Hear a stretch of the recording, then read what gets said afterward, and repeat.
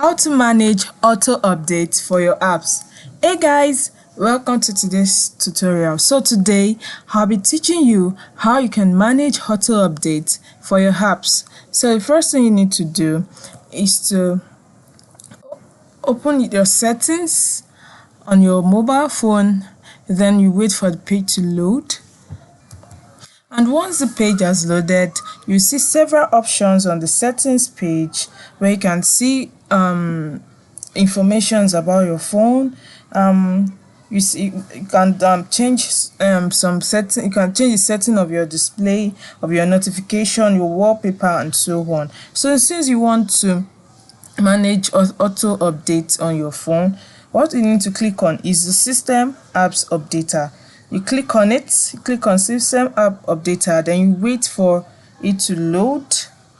If you want to update any of this, you click on it, but if you are not updating, you go back, you click on About Phone, the option About Phone, and so you look around your phone until you see the option Manage Auto Update apps.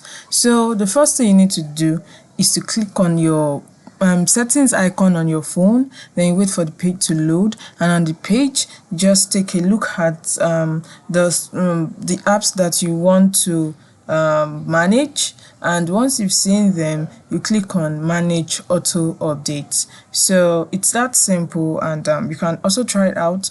So it's very simple. You just scroll around the screen, you can click on the apps, and here you would see the settings app setting, the system app setting, the manage apps, the manage home screenshot, the uninstall system apps permission, and so on. So let's click on permission.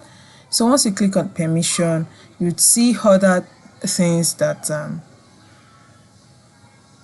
under permission manager, you can click on any of these apps. Then once you click on them, you'll be able to manage your auto updates. So this is simply how to manage auto updates for your apps. So I hope you find this video insightful. Thank you.